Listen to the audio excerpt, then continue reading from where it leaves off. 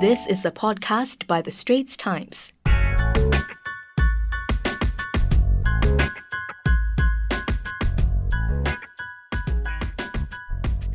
You're listening to Prime Time on Money FM 89.3 and welcome to our regular sports show, Game of Two Halves, every Monday live on Money FM 89.3 at 5:15 p.m, where I host the sports podcasters from the Straits Times. I'm Rachel Kelly and I'm joined today by Straits Times sports correspondent Sazali Abdul Aziz, and we're also joined today by Lien Choong Luen, who's just been elected president of National Track and Field Body Singapore Athletics, or SA, last Friday evening. Welcome, Lien. Thank you so much for joining us today. Thank you, Rachel. Thank you, Sazali. Thank you for having me. It's a great pleasure to be here. It's a pleasure to have you, and congratulations on being elected. Thank you.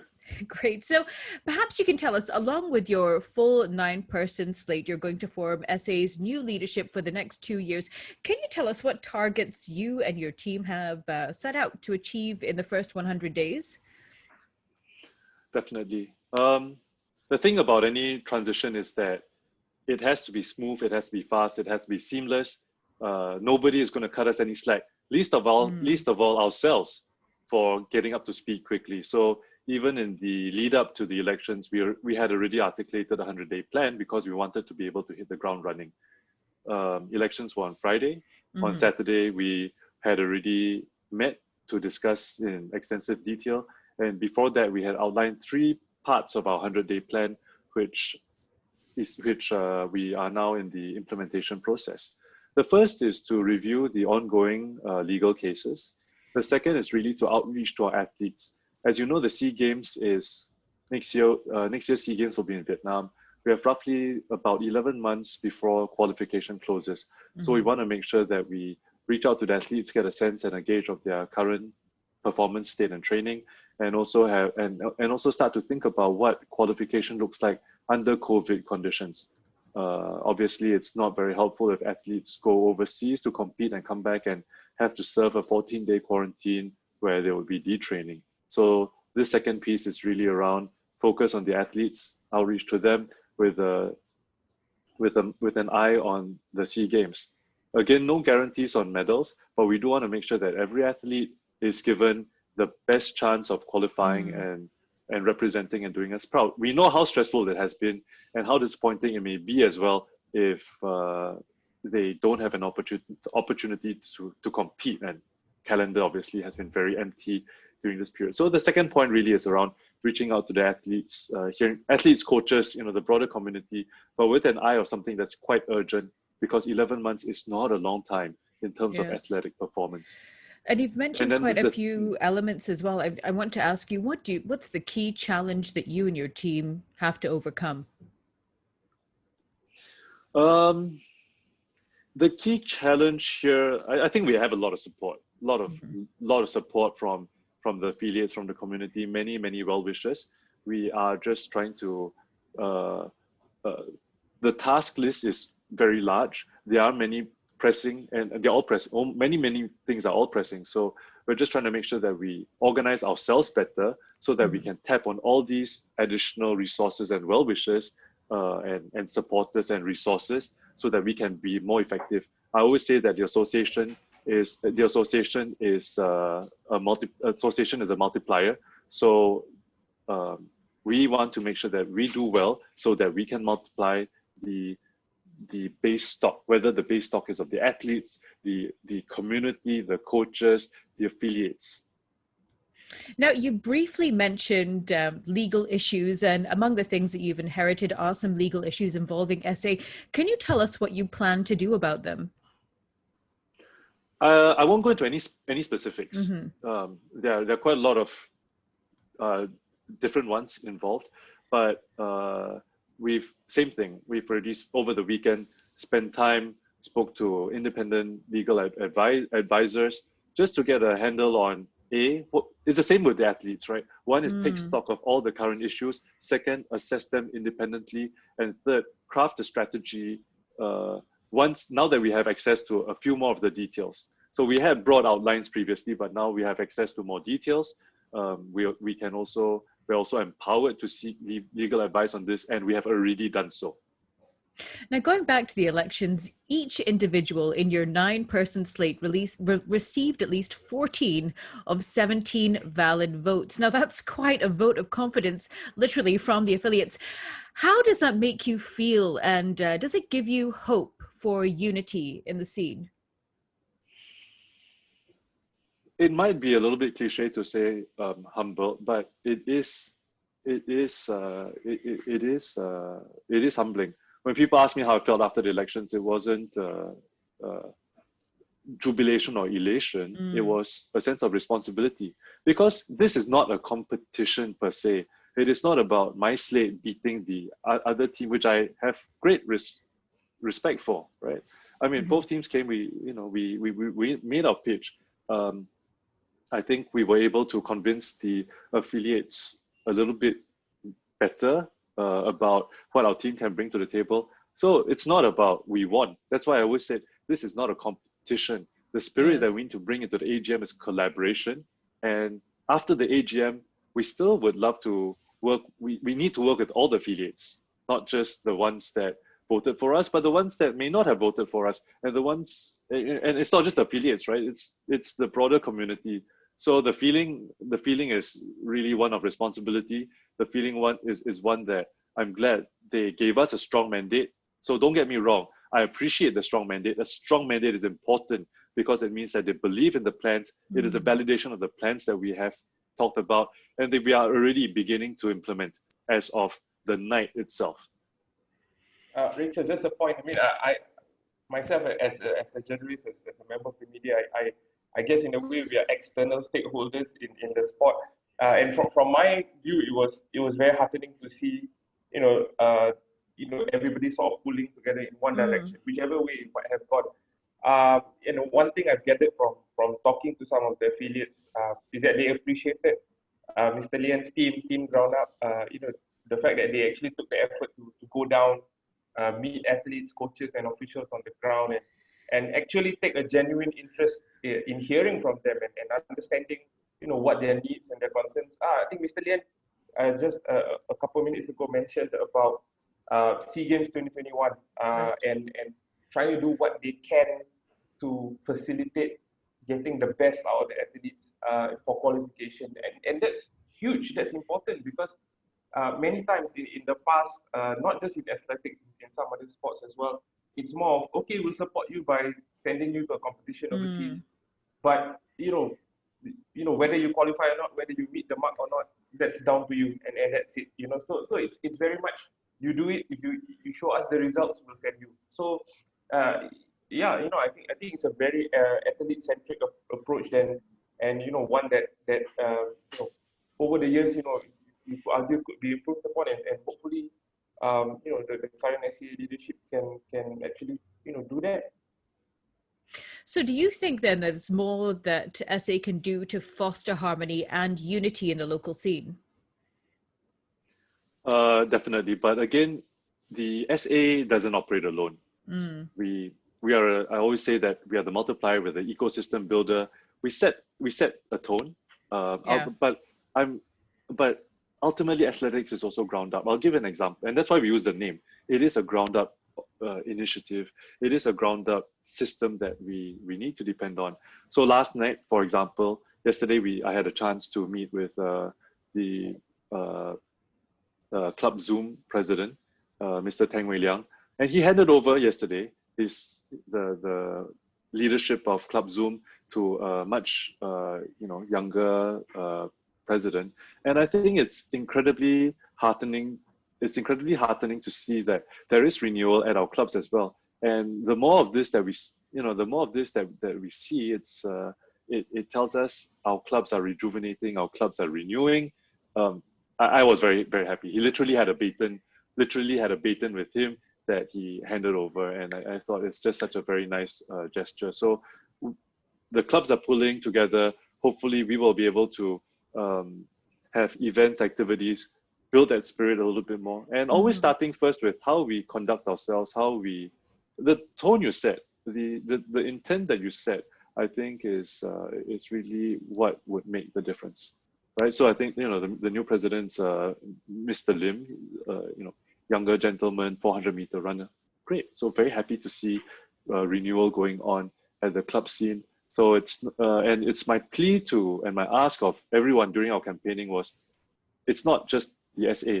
Trust me that if we come into the position which we have, I will be knocking on everybody's door to ask you as well of help, because it is going to be a whole Singapore athletics community-driven effort. Great. Well, we've reached the halfway point of our broadcast. Now, if you like the Straits Times Game of Two Halves podcast, you can listen live on Money FM 89.3 from 5:15 p.m. every Monday, or you can subscribe to hashtag Game of Two Halves on Apple Podcasts, Google Podcasts, or Spotify, and like us and give us a rating. Now, we still have Lien Choong Luen, new Singapore Athletics president, here on with us, and we've just a couple more questions with him before we go to this week's moment of the week. Let's move away from the SA elections for a short while here, and perhaps we can get you to share a bit about your involvement in athletics from the first time you participated up until now. Sure. Athletics is a foundational sport. I think many of us had and there are two things which stick to me. The first is that all of us went through school. That's why the Ministry of Education is a great catchment, because everybody goes through it. The first time you run is probably your NAPFA test. So when you're in primary school, you run the NAPFA test, and that's already a great broad screen for athletic talent. If you can run your shuttle run very fast, Gary on our team, 100-meter sprint, he's like, yeah, I do it in, 8+ seconds. For reference, 20%, 10+ seconds is an A, right? So he runs it in 8-something seconds. Okay. If I don't recall wrong, 2.4 meters is a good distance for a jump.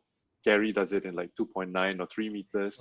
So these are great broad screeners for broad screeners. I always had problems with the standing broad jump in school. So sprinters can jump and sprint. And then in terms of the 2.4, it's a great middle distance screener. So I started off doing NAPFA, as we all did, and it's something that I'd love to be able to work with schools. And then we had school sports day. I wasn't very good. Only when I grew a little bit taller at 16, I was able to represent school. My two best memories, which bookend my athletics career. The first was at 18, running at the Old National Stadium, running the 4x400 meters and the 800. And my team won the gold in the 4x400. And, two of my teammates were future national 400-meter runners.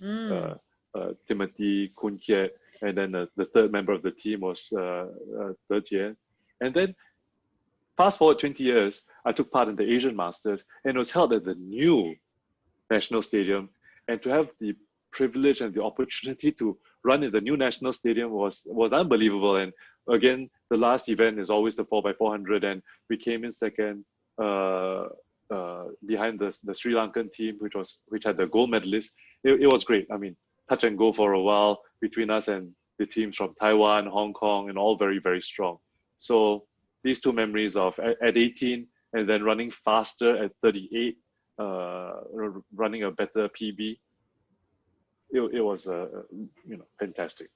So I've got to ask you then, people always point to the golden era. I mean, you talk about winning golds, and people always talk about the golden era of the 60s and the 70s, where we had athletics competitions at an Asian level. They were really kind of, at their peak, some may say. Do you think we can ever get there again?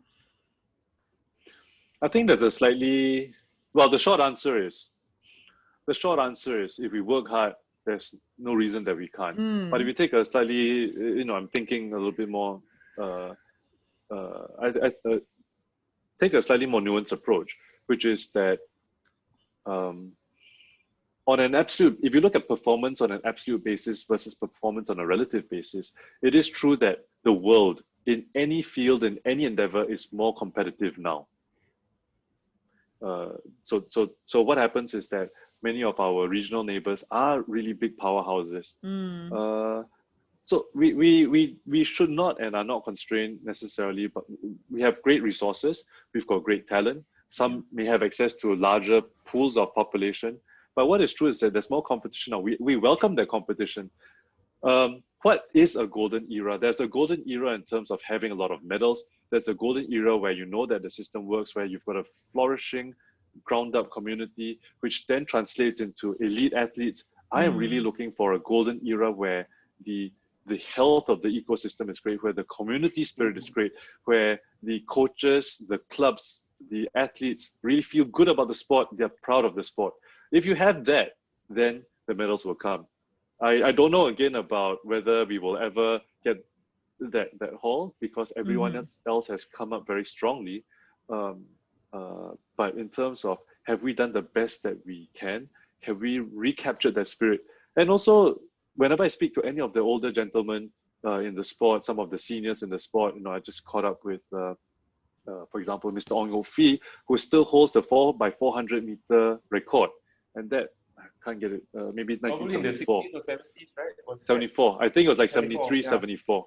So that's a record that is, over 40 years old. Can we beat that? He wishes that we can beat that. It would be great if we can do that, right? So not a simple answer to answer your question, because everyone else is very good. But if we can bring back that kind of spirit, which is really what he was talking about, then the performance will follow.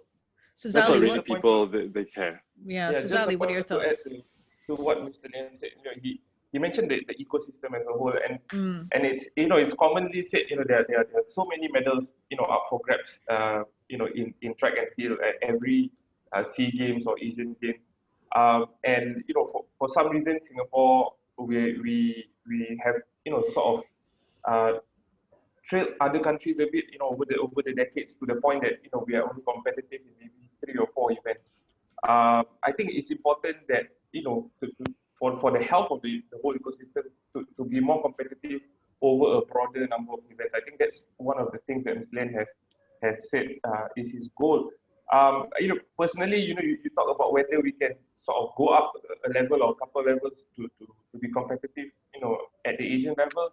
That requires a few things like natural talent and obviously blossoming into an athlete and fulfilling the potential. But I felt we missed a chance a bit in 2015 because we hosted the SEA Games on home soil. Everything sort of seemed to align. The stars seemed to align. Our men's 4x1 relay team, including Gary, who's on the Lien team, they broke the national record. I think it was like the 6th time in the last 5 years or something. They have been progressing so well. Our girls, I think the 4x4 did so too. They broke the national record. Shanti got first individual sprint medal since 1973.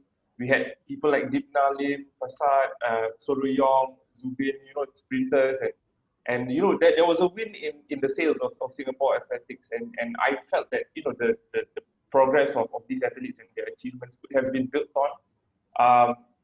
But unfortunately, the following year there was a leadership change, and then the same old problems sort of started to take place in athletics, infighting, this and that and so on and so forth, and honestly, as it regressed, and the athletes became sort of like not the focus anymore, and so I feel for them, and they could not sort of go to that next level. There was talk Shanti could go on to be competitive at Asian level. There was talk about sending her to the US to study and train, where she would have potentially blossomed. So that never happened, and so in a way I feel a bit disappointed. Like I feel that there was a missed opportunity, but there's always a future, and we have new talents, and let's hope SA can now nurture them.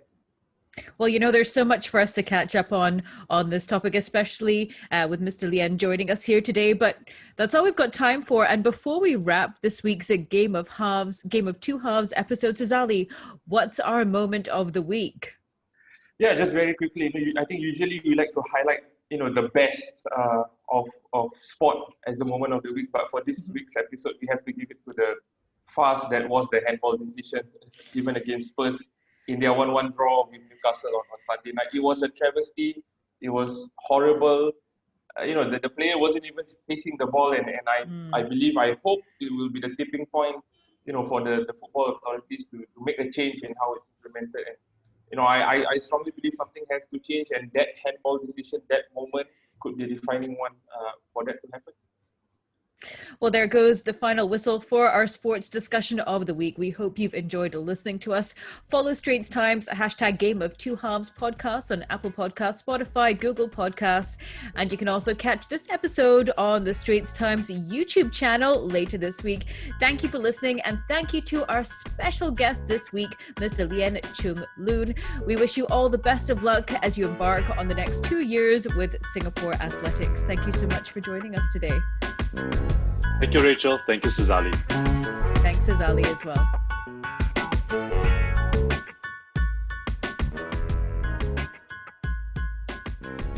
That was an SPH podcast by the Straits Times. Find us on Spotify, Apple or Google Podcasts, or streaming on Google Home. Do feedback to us at podcast@sph.com.sg. You can also check out more podcasts on various topics at the Straits Times, the Business Times, and Money FM 89.3.